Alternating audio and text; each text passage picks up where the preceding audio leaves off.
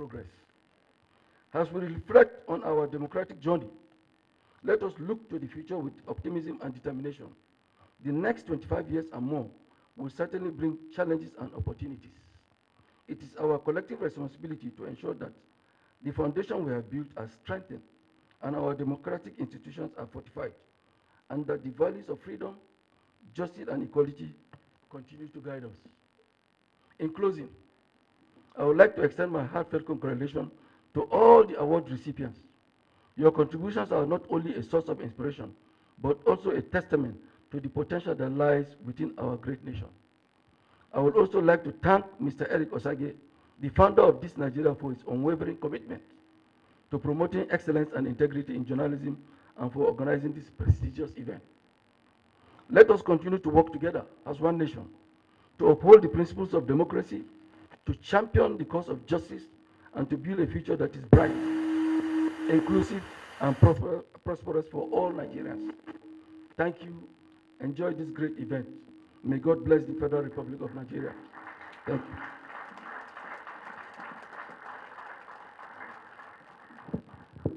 Thank you very much. That's our chairman for the event. Very quickly, we'd like to go into the lecture. And our guest lecturer is someone who needs no further introduction. Professor Mike Ozekhome, SANCON, and a man who speaks the truth, which aligns with the mandate of this Nigeria, to know the truth. Please let's warmly welcome our guest speaker, Professor Mike Ozekhome, to the podium.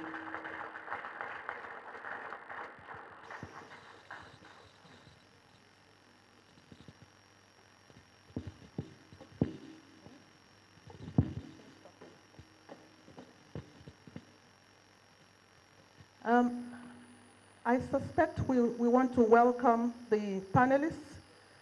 Okay, let's take the moderator. Sorry, sir.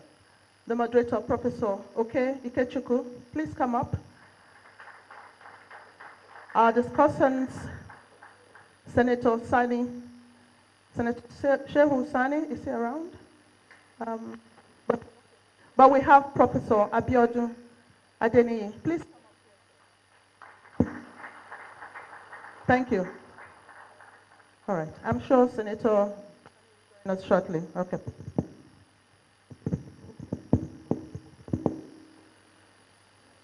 Your Excellency, and my good brother and friend, Barrister Nyesom Wike, the Honorable Minister of the Federal Capital Territory, CFR, and life venture.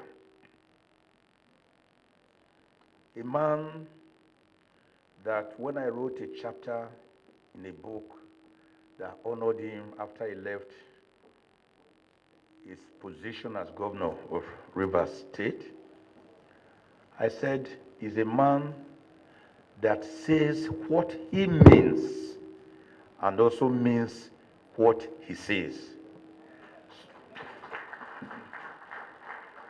That was how I summarized him, because with him, you can know where you stand on an issue. I asked him, he's very close to me, I commissioned, I beg your pardon, please. Sorry about that.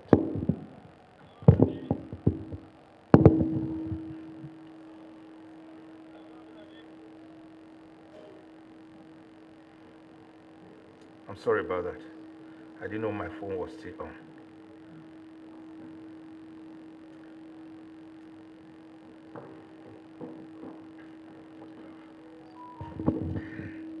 When I visited him, because he loves cooking, and we were in the kitchen together to cook, I asked him one thing. Oh yes, he's a good chef, man. If you eat Wike's food, you will not, you have to be careful. I asked him, one pertinent question that was bugging me, and very genuinely. I said I've been in Abuja for at least 8-9 years. I didn't know there was a minister here of FCT. I didn't even know his name.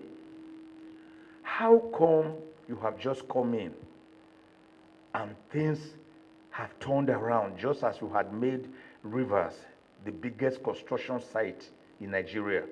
You suddenly now made FCT the biggest construction site. How do you do it? Where do you get the money from? Where is the money coming from? Where has this money been? Those were the questions I asked him. I think he said something to the following effect. He just said, my brother, you know, is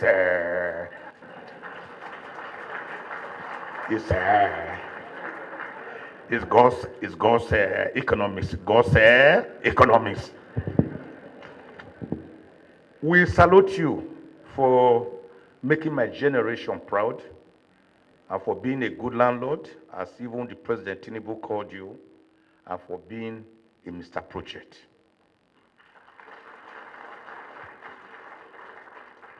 Let me greet my distinguished elder statesman here. Simply Mr. Sam Amuka Pemu. His newspaper name was Sad Sam. He doesn't look sad because that man you are seeing sitting down there is almost 90, definitely over 80. But when I came in, I greeted him casually. He didn't know and didn't recognize him until another person came to greet him. Sir, thank you, sir, for inspiring us, for inspiring a whole generation, for allowing us to read you when we were in primary and secondary school in the 60s and 70s. May Genesis chapter 6, verse 3 be yours, 120 years.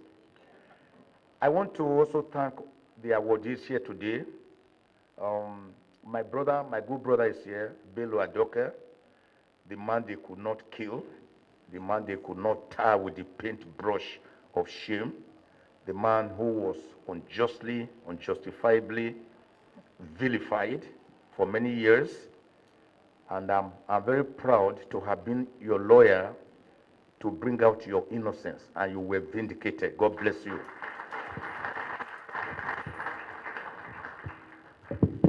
For others,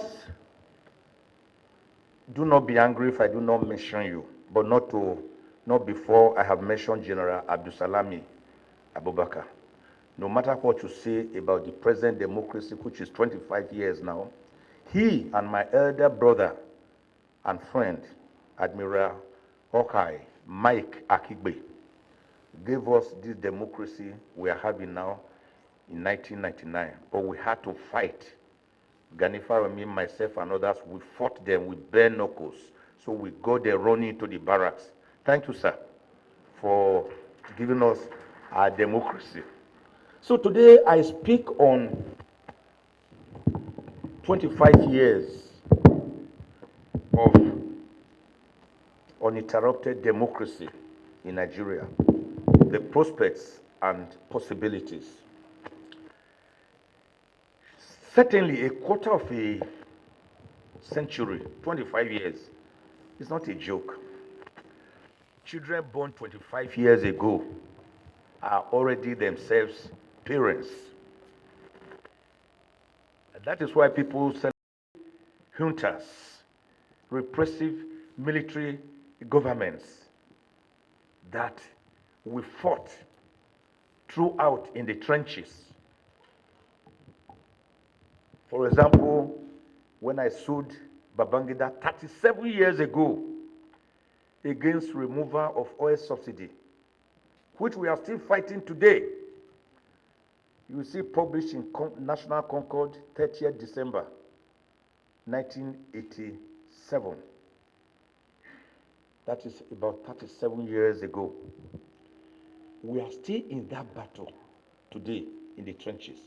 So these children born 25 years ago, we may never know what we went through during successive military governments when we were being picked up and detained again and again. They wouldn't understand. But thank God we have democracy. But the democracy we are practicing, what manner, what genre of democracy is it? Have we lost something? Have we gained something? Is it the type of democracy once defined by Abraham Lincoln, one of the greatest American presidents, on the 19th of November, 1863, as government of the people, for the people and by the people? Is that the democracy during this Gettysburg Declaration in Delaware? That was the man who led the Northern Union against the Southern Confederates. That was the man who signed the abolition part to abolish the 500 years slavery. After people like Thomas Clarkson, Olaudah Equiano, William Wilberforce had fought and lost the battle. But of course, he was promptly assassinated. My take on this is that we have not quite gotten to the tenets of democracy. Sure, we are having civilian governments, but I'm not too sure it is democracy in that true sense of the word, that the people elect or select their leaders and the votes are counted and the votes are allowed to count. It is when votes are counted and the votes are allowed to count that you can say that the people have actually elected or selected their leaders. The people become the dog. Those elected become the tail. And you know the tail cannot wag the dog. That is why I have commenced a special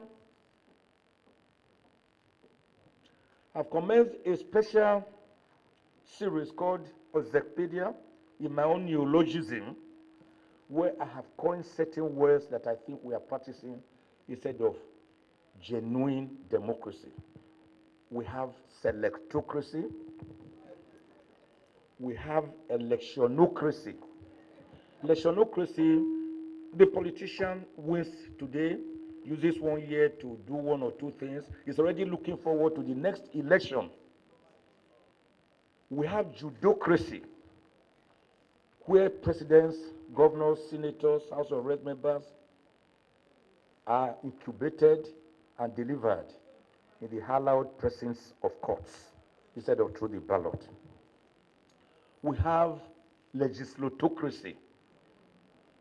It's a system whereby the legislature, instead of challenging the executive, saying, sir, what you are doing is wrong, we have oversight functions under sections 88 and 89 of the Constitution.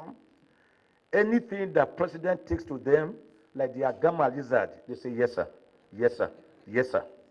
That's what we call legislatocracy. Of course, we have executocracy. We saw it in the last 8 years, where we have a near dictatorship, even under a democratic environment. These are things we must avoid if we want our democracy to really grow and mature. We all saw what has been happening in Kenya. William Ruto thought he could be a dictator within a democratic system. And the people said, no, we voted for you. That's one of the Trojans who were in the trenches together. He was lucky to escape after Yaradua died in Enugu prison. He was there with him. That is why he can afford to grow Afro hair today. Senator Shehu Sani, my very good friend and brother.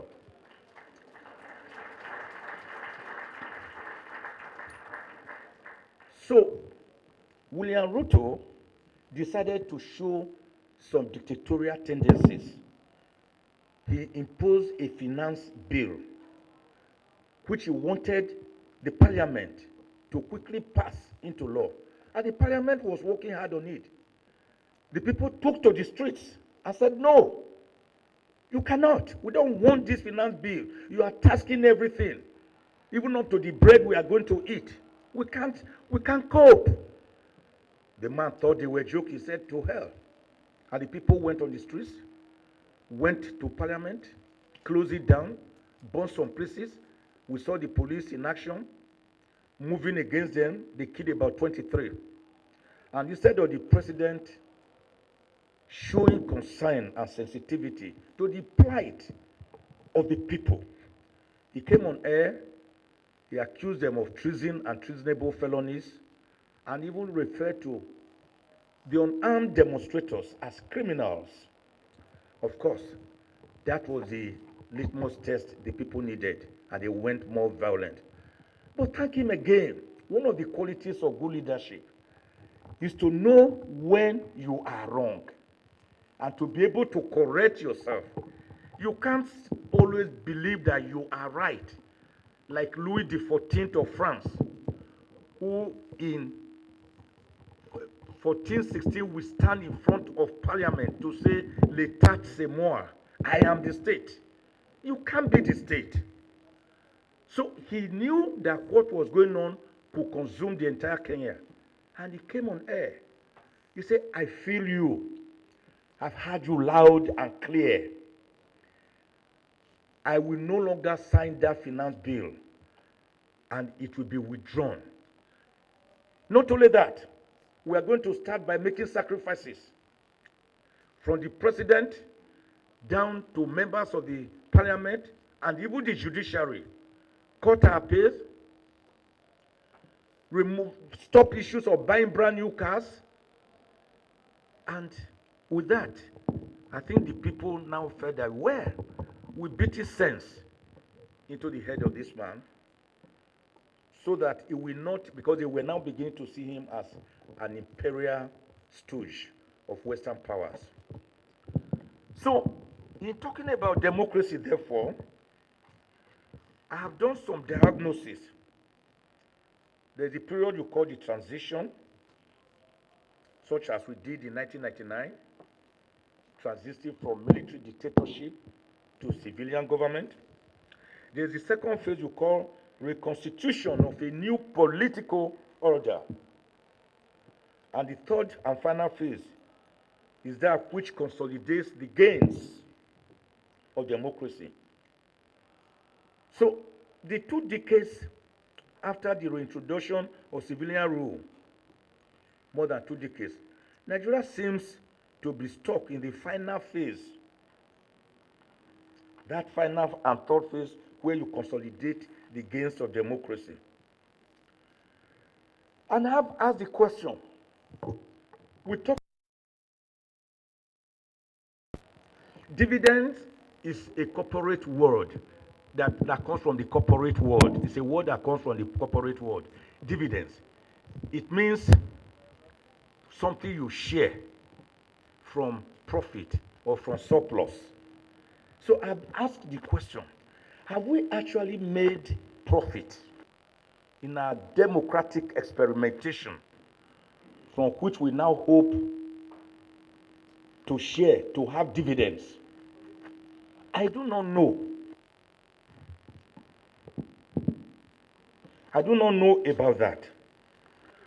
So I know that somehow we lost it along the line when you look at the kind of the situation we were before and now. Where are the Ajaokuta steel mill, the Alaja steel mill, the Kano and Katsina rolling mills, the Oshogbo rolling mill? Where is the United Nigeria Textile Mill in Kaduna? Shelarams, that where we used to wear our clothes. Oku Iboku, a pulp and paper mill for our newspapers. The NGC factory in Ibadan for our cooking gas. The Nigerian Airways, that was the biggest airline in Africa. I flew it My first trip abroad in 1983, December 31, the day General Buhari played his goal, and I paid 350 naira to Dallas Fort Worth Airport. I didn't need a visa because the naira then was about 40 naira, 40 kobo to 80 kobo to $1. We had refrigerators, freezers manufactured in Nigeria, Quali Pipe in Kano, Donor Place located in Lagos. I think what has been worrying us mostly is what Professor Cloud Ake, now late, God bless his soul, once described as a disarticulate economy. He described a disarticulate economy as an economy where we produce what we don't consume and consume what we don't produce. We produce crude oil. We can't consume it. So we sell it abroad. Then they refine it there. We now import it. So we now consume what we can't produce. An economy like that is disarticulate. Pujo cars that were assembled in Kakuri, Kaduna, Volkswagen in Lagos, Leyland in Ibadan, Anamco in Anambra, Steer in Bauchi, agricultural tractors, Vono products in Lagos, Exile Company that produce the batteries, Iso Glass in Ibadan, and TSG that produce the windscreens, Ferrodo in Ibadan that produce Pre-Pass, Dunlop, 1961 in Lagos, Michelin, since the 50s in Port Harcourt, Sanyo products we were doing with WC in Abeokuta and Kano, Nigeria Wire and Cable. So, and if you now look at what we went through that time and what we are now going through again, the critical situation today, we are told, is that the country will be losing about 94 trillion naira because of the exit of some major companies in Nigeria, which gives me concern as a person who believes in this country. Standard Biscuits Nigeria, NASCO, Fiber, Union Trading, they have all gone. Toa Aluminium, Pharma Industries, Mufex Nigeria, Universal Rubber Company, Mother's Pride Ventures, Aram Products Nigeria Limited, Gorgeous Metal Bankers, Unilever, Proto and Gamble, Microsoft, Kimberly Clark, a lot of them, they have all gone or they are going, including oil companies, ExxonMobil, Shell, ENI. So, but we cannot say that we cannot arrest this situation because most of them are going, according to them, because of insecurity, inclement environment to operate from.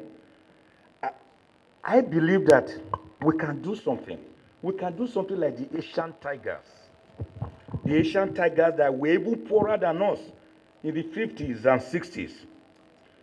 The Asian tigers that started massive exportation. Because without exportation, you can't earn. Without earning, your naira can't do anything for you.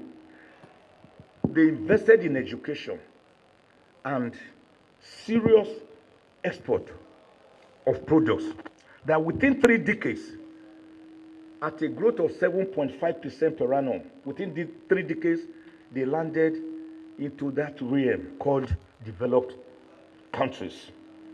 So we need our leaders, our leadership to galvanize the people.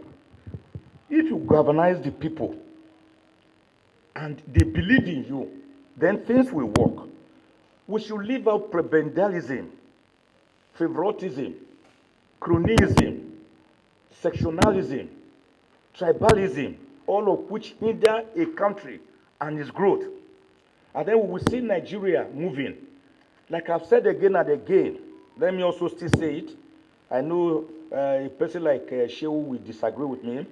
We need a new constitution. We are not saying a new constitution is an end in itself, but it's the beginning of a beautiful journey where you have agreed on certain articles of faith, as America did between May and September in 1787, when they met in Philadelphia, Pennsylvania, to have a more perfect union. And they came out with a constitution subjected to 39 signatories out of the 50 that attended, and subjected to a referendum of the people. And that is why America's constitution, which is just 7,591 words and 27 amendments, have been able to stand the test of time.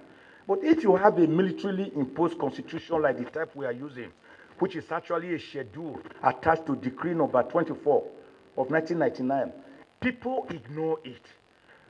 A constitution that has 67 items on the exclusive legislative list, including the Marriage Act. What is the federal government's business with marriage between a man and a woman? How you relate with your wife at home is a business of the federal government. Car licensing, vehicle licensing, things that should be left even to local government areas.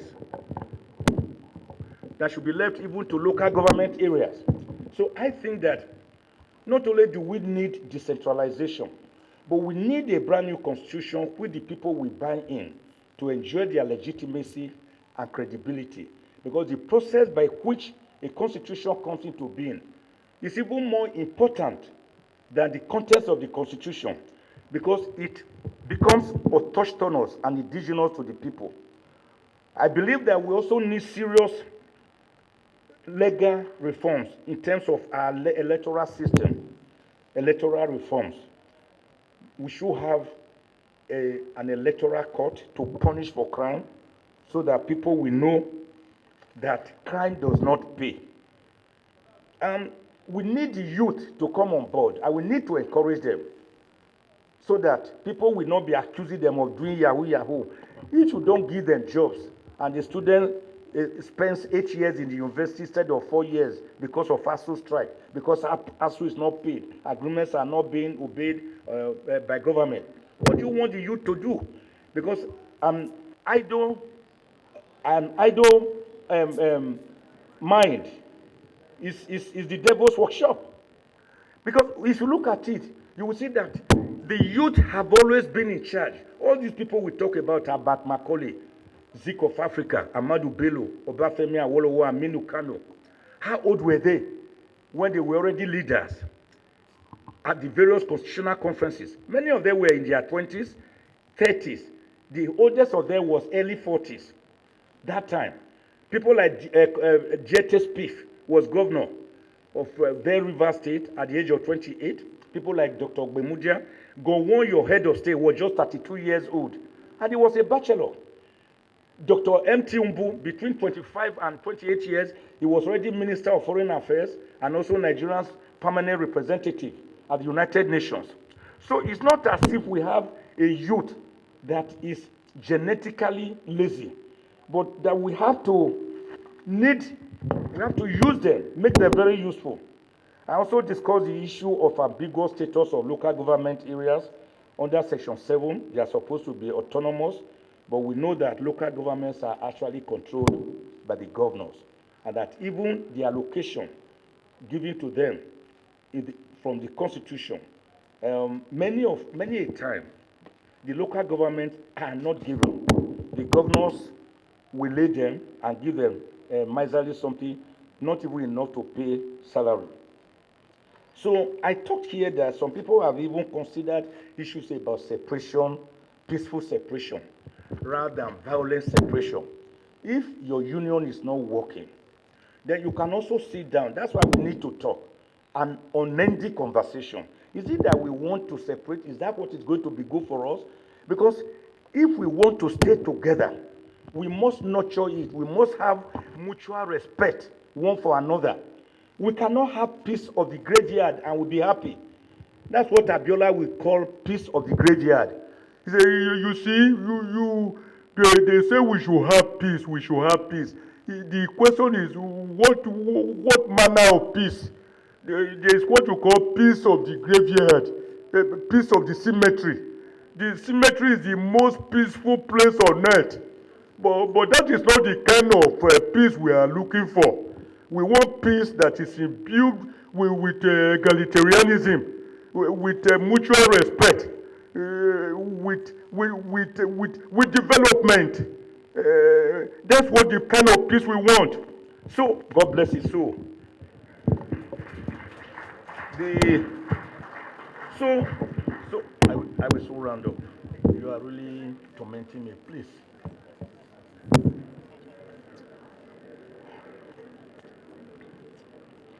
So some people have talked about you gave me 30 minutes. I have not been here for 30 minutes, please.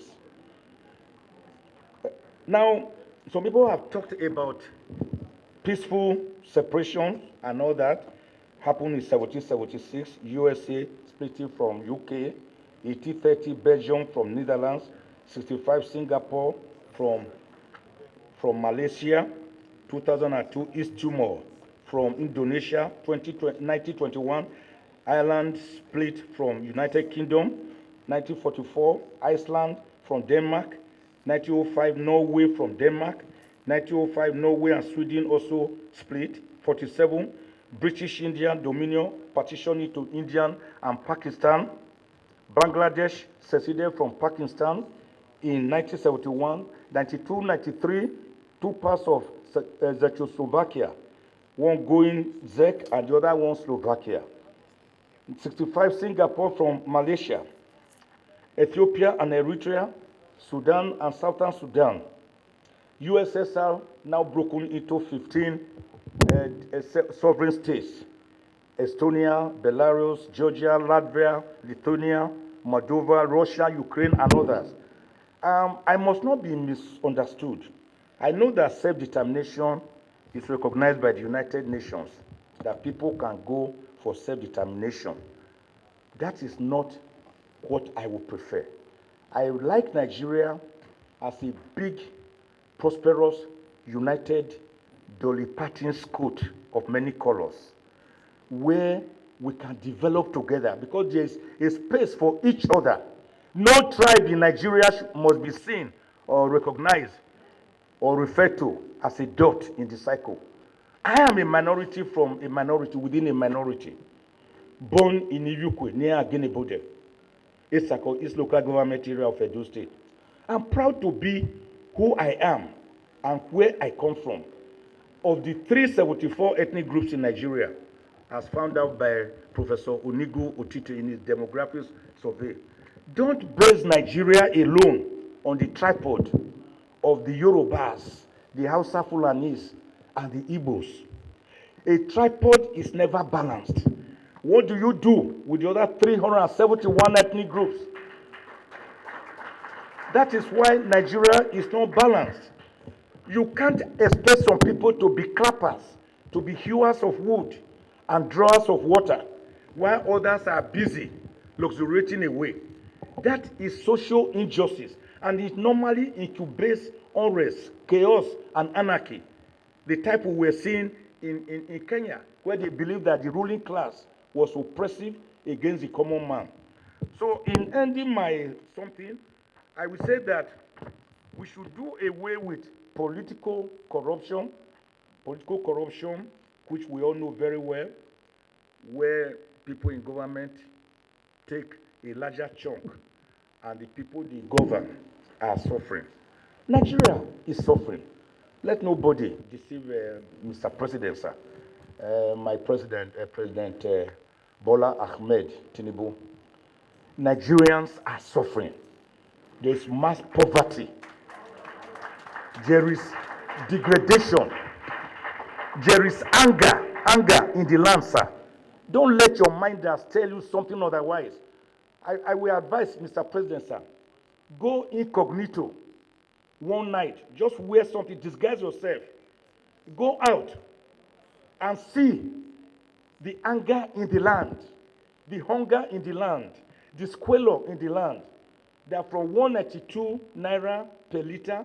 A liter is now between 550 to 800 naira. Small-scale industries, which usually is the hub of a country, is virtually dead. Who can buy fuel to power a small face-me-I-face-you generator to do barbing? So he must look at this. He must begin to block all loopholes and cut the large size of government. The government is too large and is too wasteful.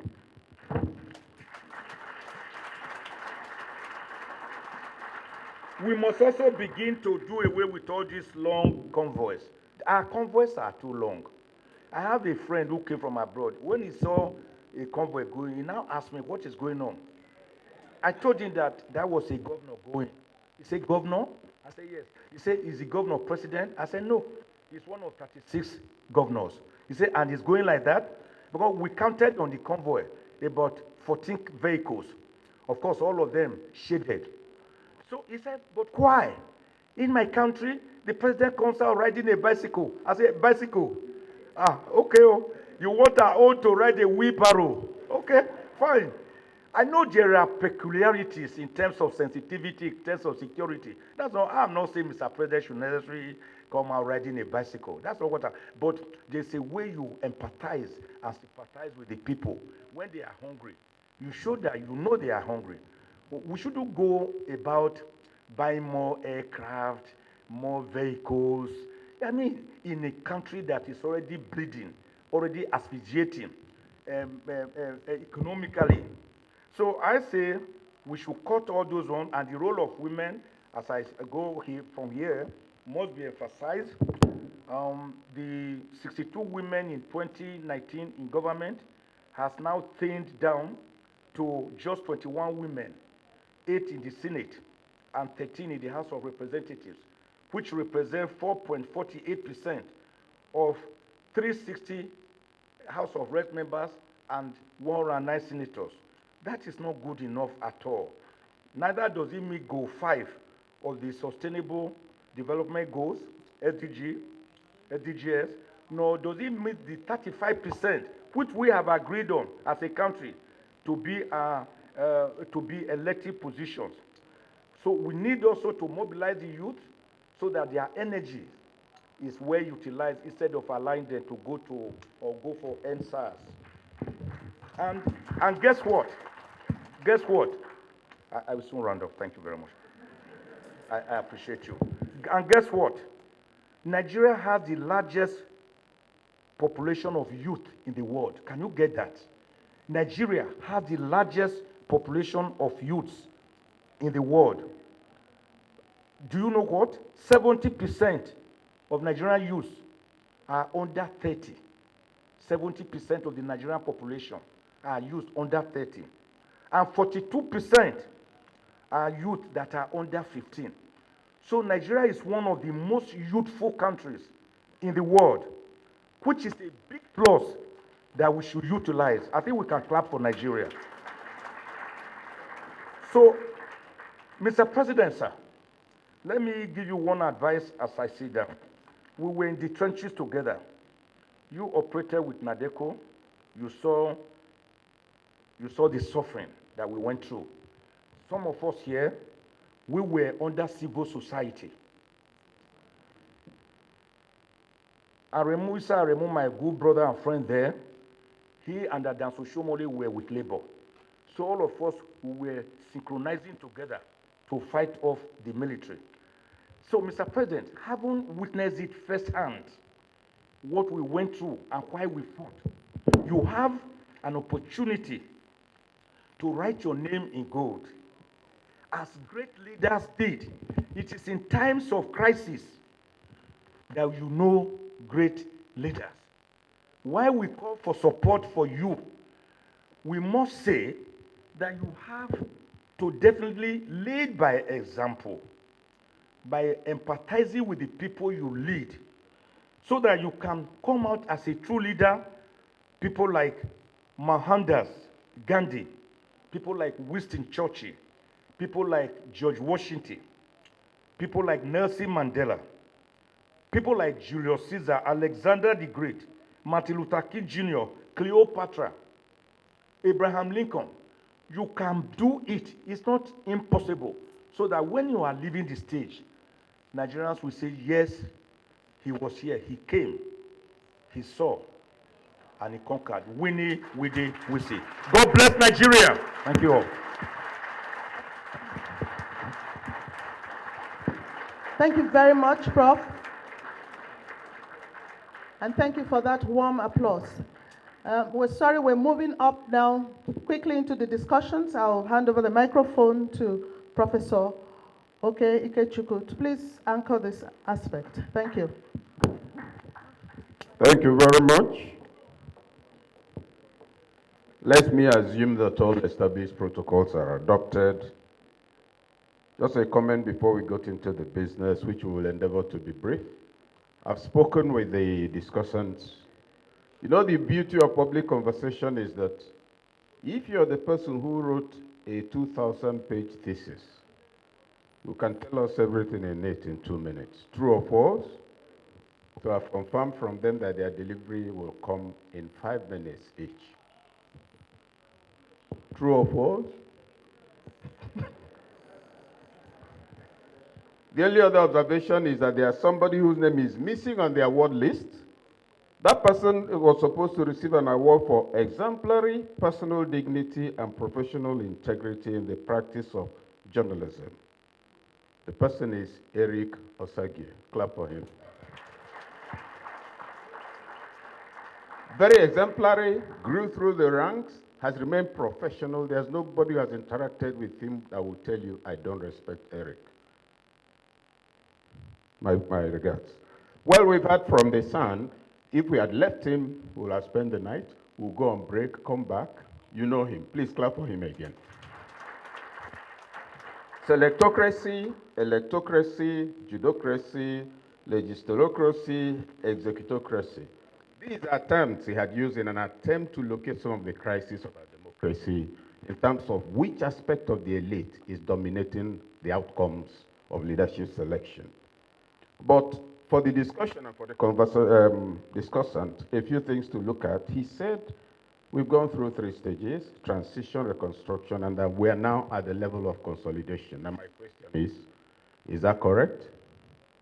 If it is, the discussants will tell us what we are consolidating because there are 2 issues that seem to present challenges. If it's democracy we're talking about, you have the incidentals of democracy and you have the fundamentals. The fundamentals have to do with values. You vote because I campaign to vote. The result of the elections determine whether I will go to office or not. Those fundamentals, are they being respected? If they are not, then we cannot say we want to consolidate what is strong. Do we agree? Now you come to incidentals, which include development, physical infrastructure, and the rest of it, and you look around you.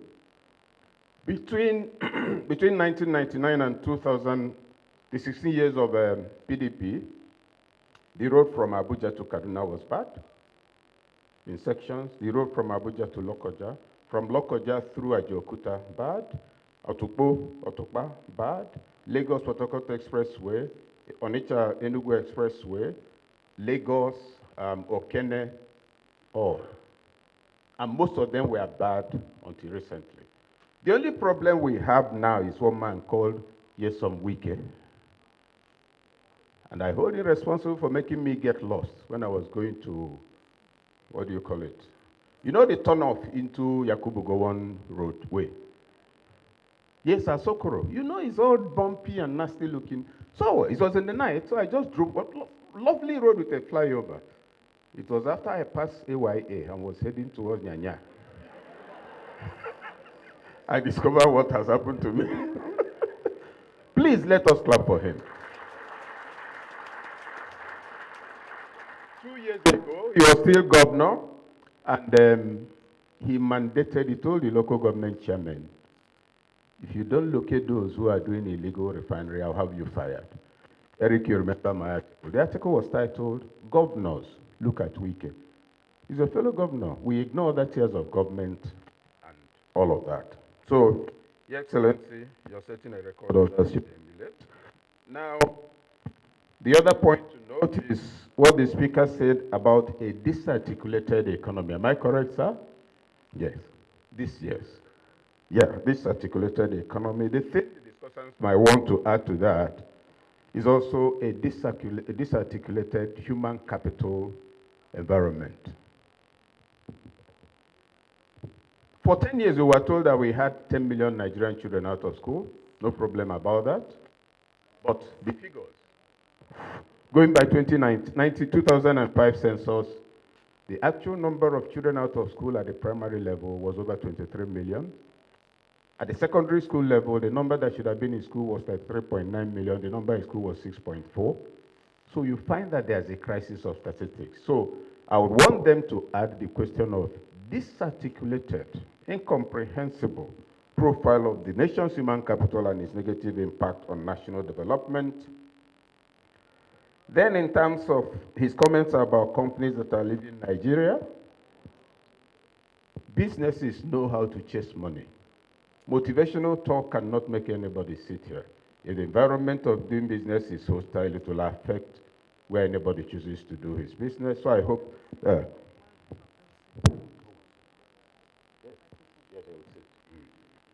So I would want you to also look at that. A lot of companies are going out, and we need proper balancing of our valuation. Namely, if you tell us you're bringing in X volume of investment into Nigeria, it would also help to balance that against the background of those that are exiting. If you say you're creating 20 million jobs, please find out if 19 million jobs are being lost so that your actual delivery will be, we've created 1 million jobs.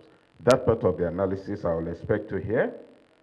Then the matter of decentralization, he mentioned it. But the question of a new constitution, I'm sure our discussants will want to look at it. 3 issues on the table. Can we really have a new constitution? Do people want a different constitution? Yes. Can they make it possible? That's the question. A lot of people are calling for regionalism. I have no problem with that. But you must ask yourself, how many serving governors will agree for you to have a region and one center of authority, etc.? The configuration of the elite interest today is such that we must look more for realism than idealism if we want political transformation, and that is something to take on, because the forces benefiting from what is present will not just go to sleep because you're excited and you're talking about the common good. Then the question of youth, unfortunately there wasn't enough time to develop that, but he mentioned that, and he said that our youth need to be more involved. I agree, but they also need knowledge. They also need to understand that they don't really understand this country enough. They also need to know that they are saying it's the older generation that damaged Nigeria. They're not paying attention to the fact that it was actually the youth that damaged Nigeria.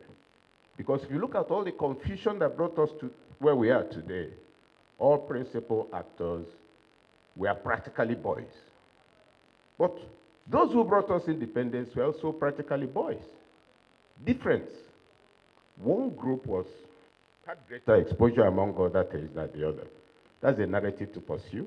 And the youth should also make a distinction between elite youth. We celebrate NSAS, I have no problem with that. But question, were those really Nigerian youths? They're elite youths, well-dressed. They didn't fight when food came for all the days.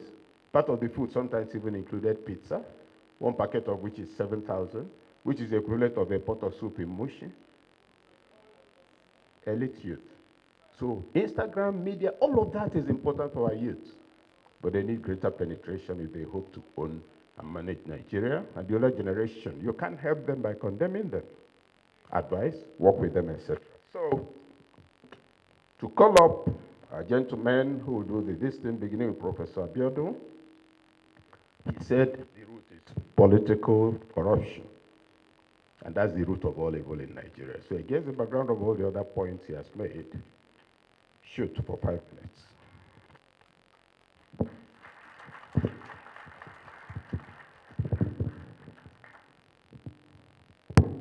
Hello.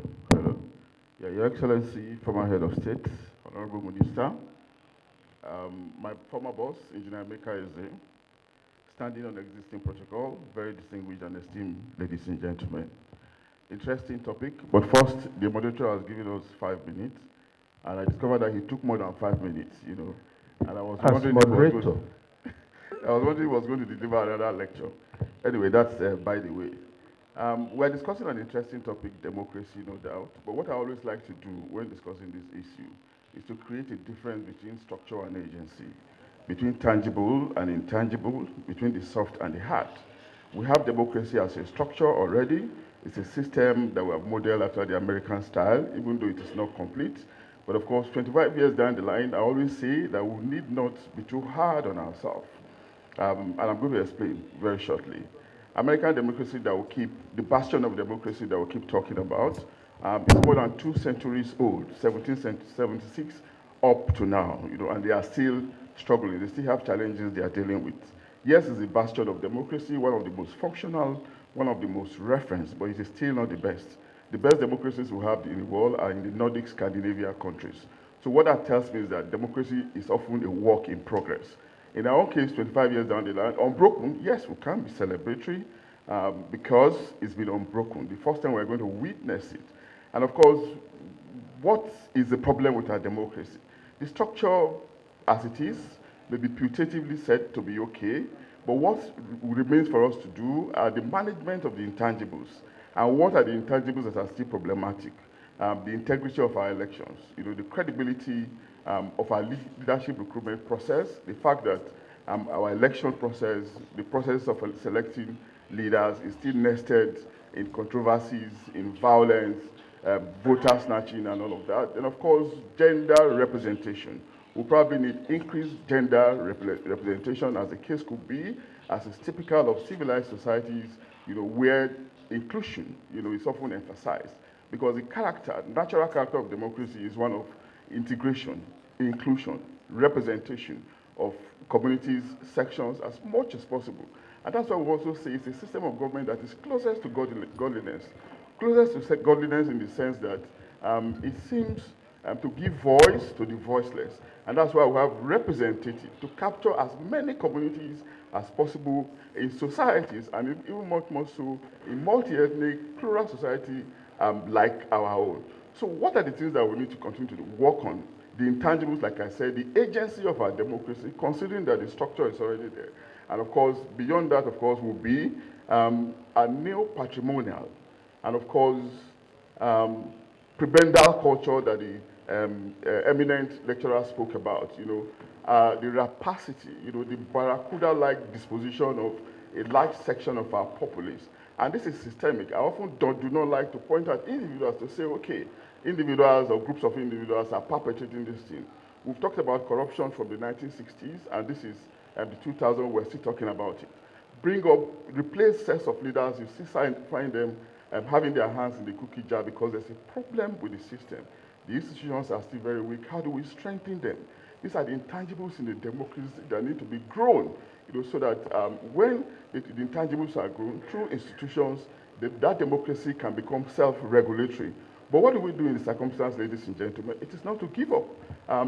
People have said, and I think the head of state in his speech also said, that is something that you tend to on an everyday basis. You nurture it as if you are nursing a lamb. We do not give up to say, oh, okay, this democracy is tiring, let us give up. No, it is work in progress. And the solution to more democracy is what? More democracy. And of course, we have also talked about dividend of democracy. The lecturer talked about it. Professor K also mentioned it. Dividend of democracy. Yes, it's an anecdotal reference to what is obtainable in the business sector. When you invest, you get profit. But ladies and gentlemen, we can also get, when we talk about dividend, well, we are talking about infrastructure, the one that is being led by somebody like the Minister of the FCC, Nyesom Wike. And of course, these are things that are supposed to enable a society to function well. But it is not just in a democracy that we can have dividends, Even some autocratic, theocratic states, have been bastions of the exemplification of infrastructure, as the case could be. Oftentimes we refer to Lee Kuan Yew, Singapore. He wasn't a Democrat.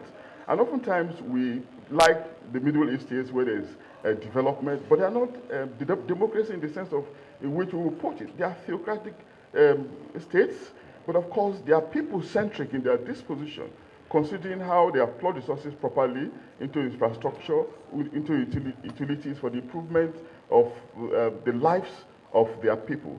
So the point we're making, yes, is that yes, democracy is fine. We have adopted it. It is salutary. But while we are trying to consolidate on the structures that will enable the continuous stability and sustainability of our democracy, we should not lose sight of the intangibles, which also include values, the kind of values and virtues and cardinal objectives that we subscribe to, as it came out very clearly in the presentation of the lecturer, and of course as highlighted in Professor K's moderation. So attitudes matter, And of course, constitution, yes, maybe the eminent jurist in his delivery is a lawyer, so I probably, an eminent one, foremost one at that, he probably would not talk from a different trajectory, but perhaps I need to be educated on this. I also want to believe that, is it all about constitution? And it brings again the question of structure and agency. You can have a superb constitution, but what about the people that will operate the constitution? We have all the good laws in this country, but they are often implemented in the breach. If we can strengthen the criminal justice system such that the process of apprehension, prosecution, and sanctioning is productive and efficient and working fine, I'm sure some of our ills will be managed properly. Our attitude matters. I'm aware, from my little knowledge, that there are some countries that don't have the conventional constitution that we talk about. They are governed by conventions, but because of the attitude of the people, their level of patriotism, nationalism, things are functioning rather fine. I'm not taking it for granted that there has been years of disillusionment brought about by disappointment, leadership disappointment, but it's also to say that yes, where we're holding our leaders accountable, we also have responsibility as citizens, to continuously put their feet to fire. But in putting their feet to fire, we should remember, that it is not all the time that regulation help us to achieve our aims and objectives. Sometimes ethics, codes are supposed to be our guide in the manner in which we learn them through some items in the socialization process. And what are these items? Religion, right? Culture, the things that we learn from our parents. They should also be our guide beyond the black letter law that the learned Sikh talked about. Thank so you. I think those are pieces in the jigsaw as part of the intangibles, part of the agencies that we can properly fit into the structure so that we can get to a desired destination. Having said that, I think I will stop now so that you can probably clap for me. Thank you very much. By powers not conferred on him, he has asked you to clap for him and you comply. So, yeah, he said the point, what I think what's most outstanding, or one of the many outstanding points he has made is that there is a democracy, there are issues of structure, there are challenges, but the valid observation, we can't give up. Am I correct? Distinguished. Sorry? Comrade. Okay, comrade.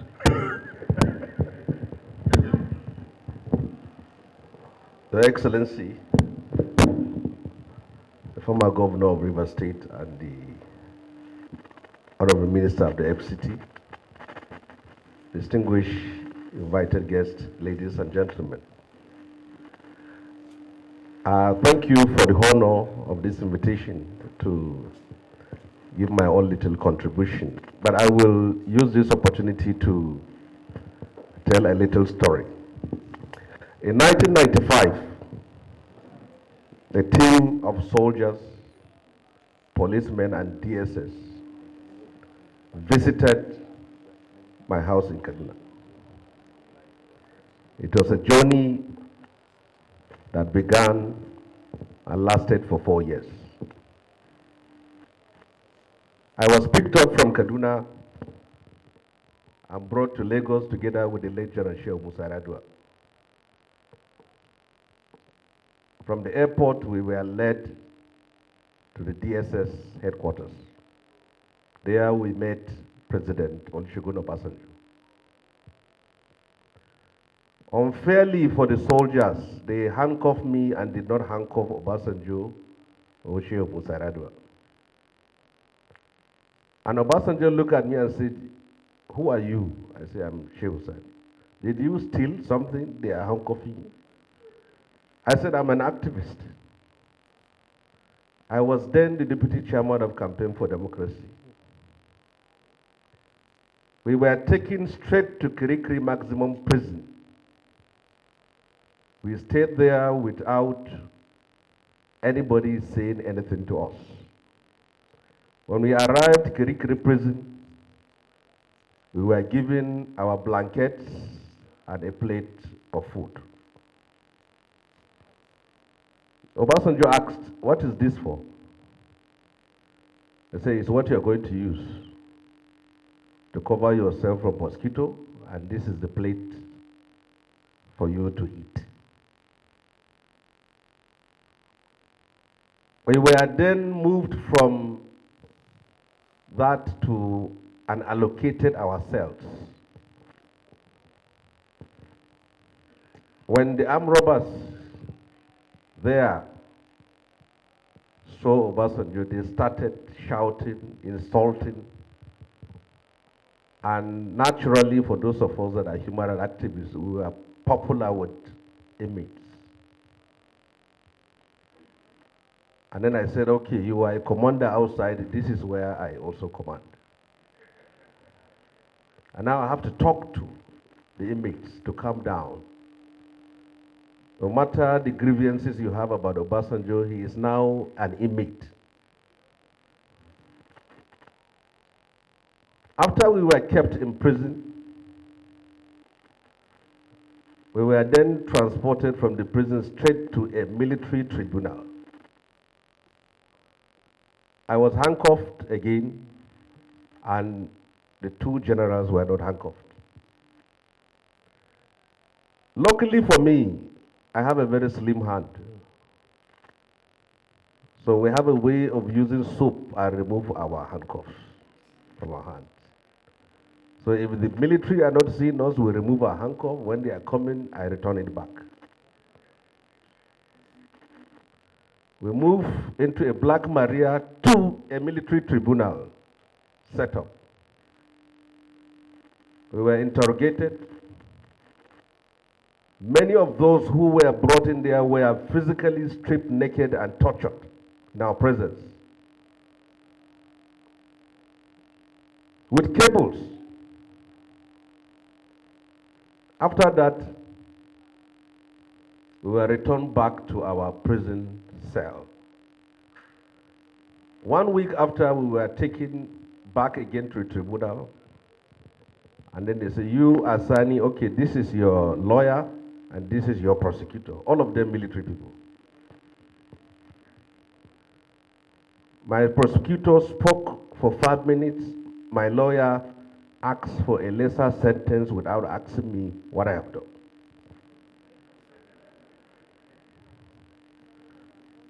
The trial of each one of us lasted for 15 minutes. I was sentenced to life imprisonment for treason. At that time, Dr. Beko Ransom Kuti was arrested and brought to the prison. He was also sentenced to life in prison. The late Eradua got death sentence. Obasanjo got life in prison. I got life in prison. And journalists who were together with us were also sentenced to life in prison. After that, we were returned back to our prison.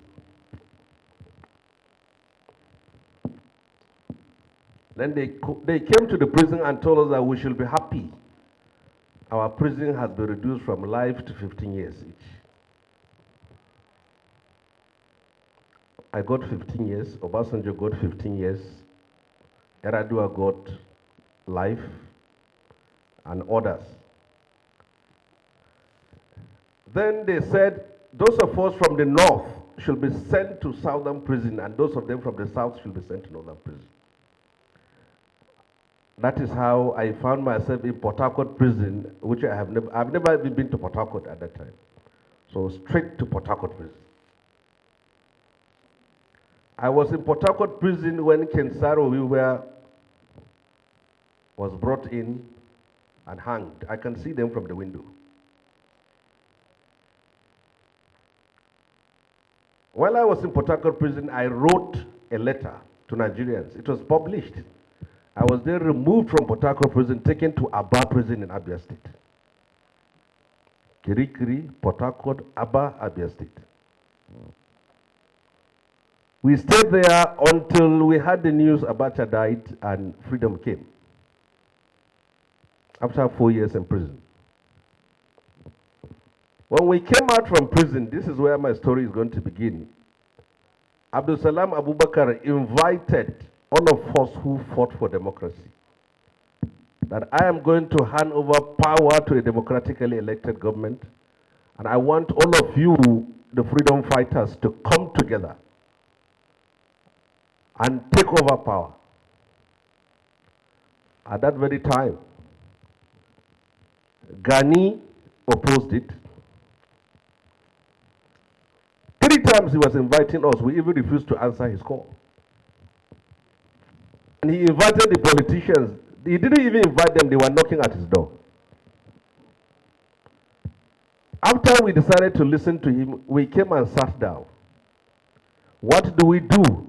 We are just coming out of it. That is what the ANC in South Africa did. After the struggle, they took over political power.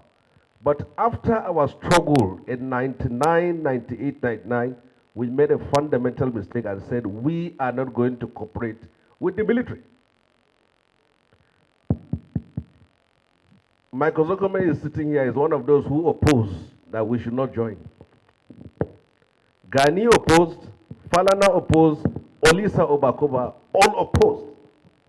It was Tinubu who said, if we don't get in, who is going to be there? Sorry, distinguished, they are shutting down the camera. So. Yes. Yeah.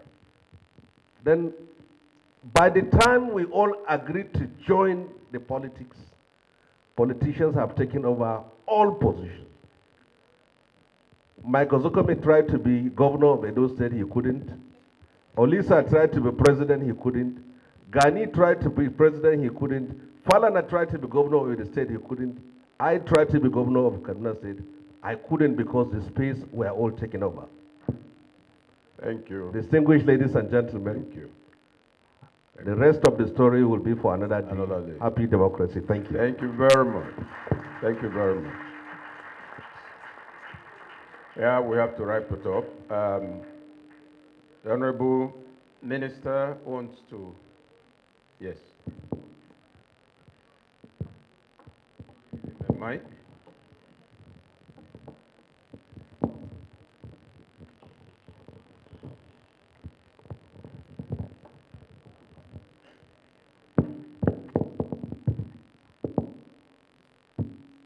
Mr.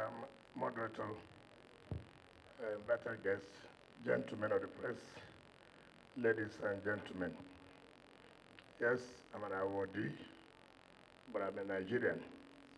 That's correct. The lecturer, my friend, Professor Ozekhome, had made some points.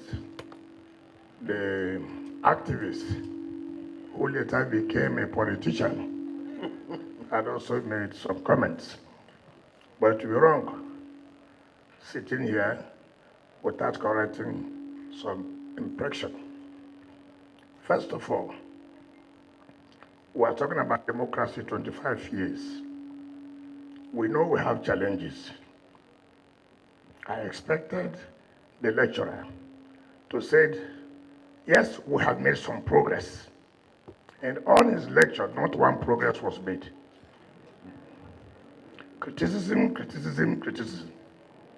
Are you telling me that for 25 years, we have not made one progress? Then we can say, yes, we have made this progress, but there's still room for us to move forward. Just like Sheikh Usadi said, how they were locked up, how they were detained. Can he say under this democracy, any Nigerian have found himself under that state? That's a progress. That's a progress. You see, we should give the impression as if we have not made any progress. You have said here about infrastructure, FCT. You have said here, FCT. Who is FCT minister working under? Who? The president. Mr. President, which means he has the capacity to do those who can help him move the country forward. That is progress. Mr. President knows that there's a problem. And that's why he said, renewed hope agenda. Why did he say renewed hope agenda? He knows that Nigerians have lost hope. For the day that he must work hard to bring back that hope to Nigeria. So it is not as if, Mr. President, don't sit down, let people not deceive you that Nigerians are suffering. Who does not know that Nigerians are suffering? That is no longer a story. And we should not be, well, we should distinguish between theory and real practice. You know, we like to come to the public and begin to talk. That's what Nigerians like. You like to clap hand. Mr. President has been making a lot of efforts. And you know where we are coming from. We don't expect, within a short time, economy that was down, everything was, this country was broken, and then you expect, within a short time, everything will be corrected. That is not correct. Thank you for saying that we have turned Abuja around, which means if Abuja can be well, it means other things will be well. Yes. So I thought I should contribute this and to say my brother friend, and that the mere fact that you were active does not mean that you will do well. No. That they did not allow you to be governor. No. Activists have always failed. Activists have failed. We have seen activists that were given appointments, and yet they failed. When you were in Senate, how did we perform? What was our performance as senators? And you have said about rigging elections, and as an activist, how many times have you rejected brief? Those who have rigged the election, you have always defended them. So it is not about every time we come here, we postulate and postulate and postulate. Thank you, and God bless you.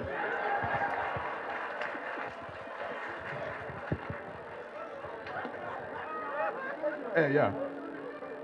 Thank you very much, Honorable Minister. If anybody was wondering whether Nyesom Wike was here, the person won't be in doubt now.